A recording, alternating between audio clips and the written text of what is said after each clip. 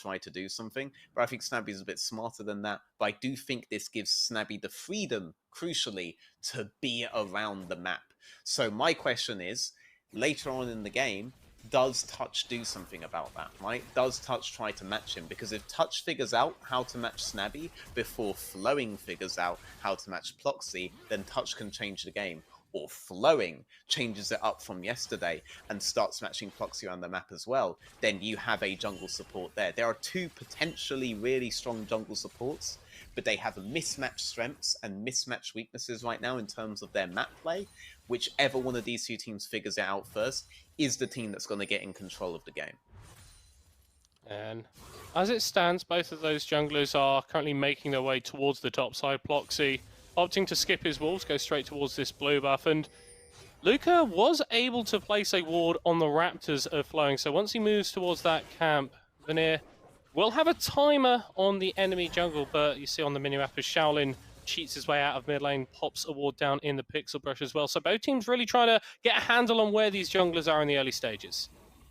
Yeah, I do love that ward as well, because even though Flowing has skipped that ward, you know for a fact that by not showing up on the Raptors, he's done free camp bot side. There's no reason for you to not have shown on that ward unless you've done that. You're not going to do 2 camp bot side, skip walls, and then skip straight to red. That's not going to happen. So they do have the info. He knows he has the timing here. Ploxy with a potential timing onto Fjompun. Flash forward for Lingui for the sweet spot. Flash back from the Renekton as here comes the Vault Breaker onto Ploxy. First blood for the Sejuani. And now Flowing in a really rough spot. Forced to blow the flash of his own, but it's not going to save his life as it's a double kill for the Vanir jungler. Well, if Flowing was going to figure out this game, he left it a bit too late. Ploxy with a brilliant play to open the game. That's going to help him a lot when he definitely goes for that first Herald, because I don't think I've seen this guy try to skip a neutral in his life. And, you know, that right there is my response. Whenever people ask, do your clear speeds really matter so much? Yes, seconds matter.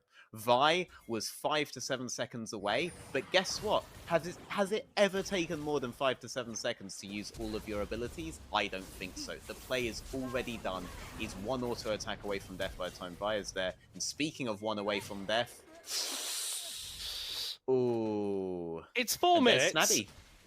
And Akama has just roamed mid lane and got a kill. We weren't joking about this guy. Snabby loves to get on map, and now he is trying to bully Ploxy in his own jungle. I mean, everything is proceeding as I have foreseen, as both the Emperor and myself have said before every League of Legends game. Snabby got the priority on the first 3 waves, immediately shifted from mid to top and made the map his. Ploxy immediately found openings to allow the map to be more in his favor for those neutrals later on. The 2 big map players that we were expecting to come out this game have come out in the first 4 minutes, and both of them have made statements. That Kai is going to be feeling that for a while, and so too is that Renekton and Vi. Yeah, and I kind of want to ask you, because it's a double kill onto a Sejuani, right? Sejuani, not a carry. How does this change the way that Ploxy is going to be able to play around his jungle now that he's sat on Lucidity Boots at 5 minutes? Yeah, Lucidity Boots for 5 minutes, I think people would say that is definitely an advantage. What you generally want is to have HP valued over your CDR. But in this situation, he can have both HP and CDR from the Lucidity Boots that are going straight for a Kindle Gem, and crucially have the move speed. The move speed allows him to be even more seconds on time on a lot of these plays, and now there are match plays he can make where he's going to be ahead of where he otherwise would be, and as we've seen, those seconds matter, this being one of them. Yeah, Snarby, well, I mean, Not apparently today, he's fine to attack the enemy jungle, but his own jungle is not a safe haven. Go figure. Vanir going to be starting up the Drake. Ploxy getting on those objectives like you were talking about. Yep, immediately. His immediate play off of that top side play is to recall, grab these boots, and He knows he's ahead of the buy, both from the death timings and from the boots. He had enough time to clear a camp before entering enemy jungle. He knew he had all that time in the world. And why enemy jungle on bot side? Is it because he wants to show Snarby something? No, mate. Snarby, he weren't even thinking about you. He was thinking, I secure this force buy out of bot side, and this Drake that is spawning is mine. And he secured it. First Drake secured for Vanir. This is what expected from Ploxy. Let's see how Domino respond. I mean, you've got setup, right? And we've potentially got a fight in the bot lane as Larry is forced to flash away, getting a double root with the Gravitum. Chrisberg missing with the piercing arrow, though realistically that was more of a very deft dodge there from Larry. But, I mean, there are definitely tools, right, on Domino. The Ruthless Predator from the Renekton and the Scatter the Weak from Shaolin, Syndra in the mid lane. These are great tools for setting up ganks, and the Vi brings CC of her own. So there is an opportunity to make a play, and they are looking at Lingui, but he's going to go into the World Ender, maybe looking for a bit of a play onto the members of Domino, as there has been a double kill in the bottom lane for Chrisberg and Touch, as Vanir potentially thinking about getting some more kills on the top side. Luca roaming over level 6 on the Akali. Access to the perfect execution, but not too many items. Will decide to back away, but 7.5 minutes in Vanir. 5-1 in the kills, 2k up, and a dragon in their back pocket. We were saying whichever team figures out this jungle support dynamic first is the team that will get the advantage, and Touch has figured it out. Chrisberg has decided to show his prowess on champions like the Varus. I always think about Caitlyn when I think of this guy. So these long-range champions... Oh! And Luca's joined the party. Yeah! Luca has I mean, that joined really the party. sucks now for Flowing. He's in a pretty dire situation on the Vi. No, he got matched on bot side, thrown out of there, tries to go top side, immediately has to match a play from his opponent, and then gets forced out of his jungle by the Akali. But very good assassin play right there from Luca. Ooh. Jump and flashing flash from Lingui. It's another kill for Vanir. They are really starting to accelerate now. This game is not slowing down by any means as Shaolin gets a stun onto Touch. Moonlight Vigil opens up, and Touch is not going to be surviving. Shut down. Gold going to Snabby. Maybe not ideal gold distribution as Luca now looking for a couple more kills. Shaolin being focused, but the shield is going to keep her alive. Flowing is here as well. And there's so much CC onto the Vanir mid laner that Domino are able to take him out with ease. Well, in Ploxy's mind, this is absolutely fantastic, because this means there's no one there to contest him on the Herald, which he is currently sat on top of and finished doing. So for Ploxy, that is not an advantage to anyone but him. But looking at that sequence of events, I mean, Luca, he had a lot of aggression on top side just then, but he used his ultimate when he went bot side there. Yes, there are a lot of low HP targets, but if he doesn't get the auto off and there's enough CC there to prevent him doing so, he never gets a kill there at all. He didn't have the ultimate to just slice through two of them. A lot of desperation plays there. Touch did the desperation flash to try to see if he could stay alive by getting a quick execute for his Varus. Luca went there to see if he could maybe get something out of all of that play, but he didn't have the R. A lot of little things there that prevented Vanir carrying on their streak of wins and finally taking an L, unless you're Ploxy, you know, in which case that itch has been scratched and that's all you really care about. Yeah, like, you know he's saving this. Ploxy looks at the like Elder Drake for Nexus trade and goes, "Yeah, it's all right, you know. I mean, it's an objective." It's got a Herald. Might be thinking about killing Shaolin. Flash ultimate up for Boxy. Ultimate's gonna go wide.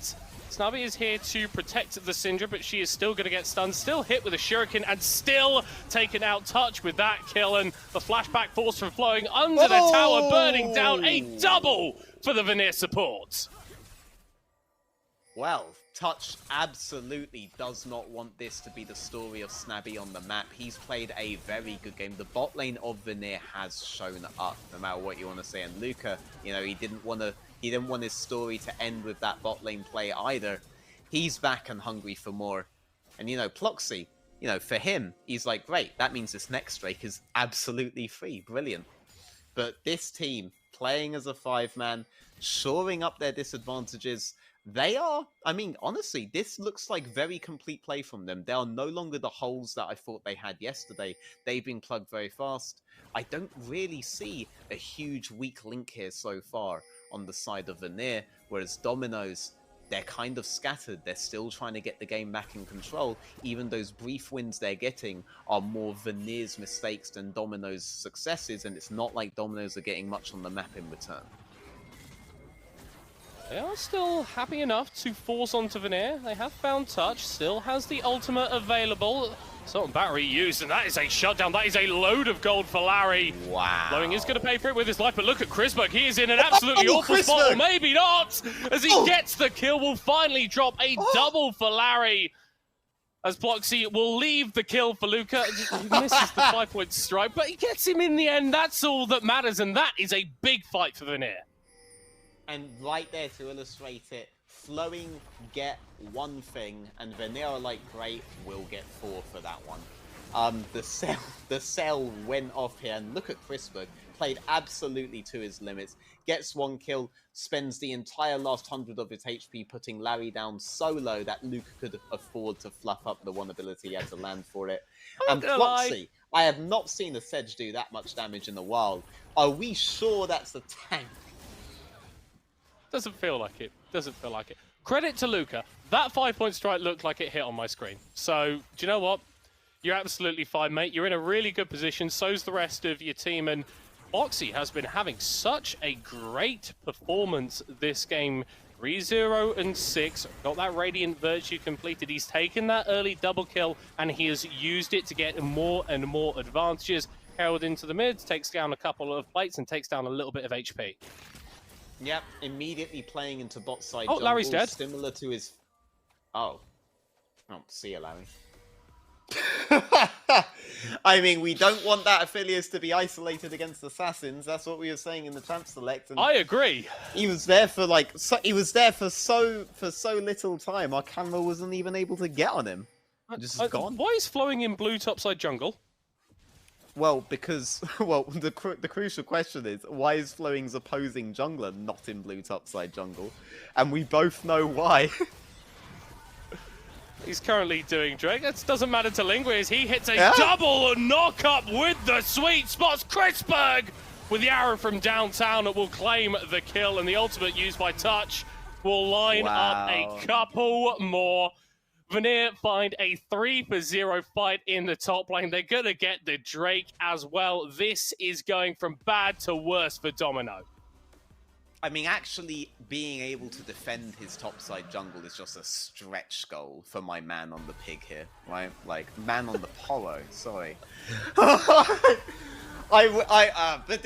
Ploxy's living my jungler fantasy here, right? He's getting every single objective, and he doesn't actually have to lose anything for it. But really good of Vanir to understand they're in a position where they can play 2 sides of the map. Enemy were on resets. You do have numbers advantage no matter what side you are there. You force their resets off balance by getting so many kills. You do have numbers on 2 sides of the map at once. And if you have that, Ploxy's fine to do whatever he wants on bot there, which means getting the neutral. Ploxy played off of that Herald to get control bot side as well. You can make shallow plays top. It's good. It's good recognition from Vanir. It's the kind that you want to see for a team that doesn't just want to be a bottom feeder in the NLC, right? Similar to what we saw from Verdun. Obviously a different kind of play. Ooh, damage though. Not enough. Not enough. A little bit. And I mean, I think it's good that Domino are trying to make plays with Larry, because realistically, he is one of the few strong points for them at the moment. But with the state of the game, a strong point is not a particularly strong point when you look across at what Vanir have got in their inventories. I'm so interested, not in this play, but in how you pronounce this top laner's name, by the way. Oh, Lingui. No, the other one, Fjumpen. the guy who just died. Well, I pronounce him dead at the moment, because he is. Regretting the Renekton choice here, I think. It's not gone well. Been a bit of a rough game, honestly, from Domino, and some of the adaptations that I guess that we wanted to see from them, the integration, I guess, of Snubby more into that wider team play style has has not really happened as much, and it feels like they've been a bit directionless, honestly. I mean, a lot of that, like we talked a lot about Ploxy, and deservedly so, but a lot of that is because Chrisberg and Touch, they were able to net 2v2 kills early on in the game. Touch was able to figure out when his opponents were weak and engage. Chrisberg is playing to his limits. Look, again. Chrisberg engaged. Disgusting amounts of damage. Starby dies incredibly easily. Larry has the cleanse available, but you can't cleanse knock-ups, and Lingui is on a rampage under the tower. He didn't have a great day yesterday, but he is absolutely chilling as it stands 4-0-5. And I know we're a little bit early, 16.5 minutes in, but it feels like veteran. We are just waiting for Vanir to cross the T's, dot the I's, and finish up this game. I mean, I feel like I'm watching any of the big three teams yesterday if it wasn't for the fact that this is 20 kills at 16 minutes and makes this, honestly, the biggest stomp I think we've seen so far. The game has been in Vanir's favor from basically the first clear. Ploxy's decision not to do the Krugs, to be a camp ahead of the Vi, the knowledge that Vi had committed to 3 camps on bot side, playing with those 10 seconds he had on the top side as he did, has snowballed into a monumental lead, the likes of which we actually haven't seen yet from any team. Ruddy weren't at this point at this stage, Riddle weren't at this point at this stage, Nord, who are a very experienced team, you have to hand them that, were not at this point at this stage. Oh no. Oh, Flowey just wants a red buff. He's not gonna get it. At this point, what can he do? You know, what can he do? Who'd be a jungler? Who'd be a jungler? Like, stay in base, stay on the tower. Like, there aren't options. Vanir have closed all of those options already. They have sold you down the river and are coming for the Nexus eventually when someone convinces Ploxy that it is in fact neutral and not a red objective. Well, I mean, you joke a little bit as, well, Ploxy's just going to kill Shaolin here. There's absolutely nothing that the Syndra can do. No, it's a playstyle that works. The map kind of that absolutely works.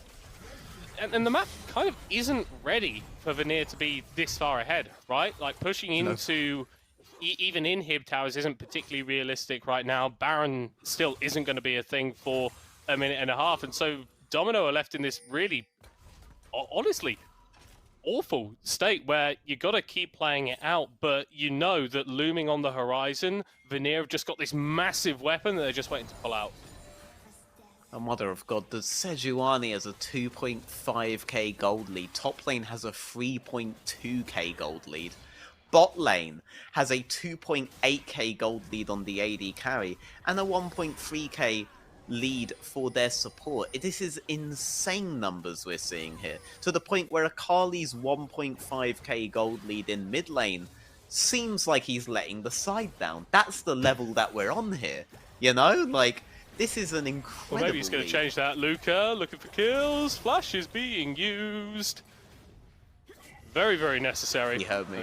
But the big thing here is that off of this another Drake.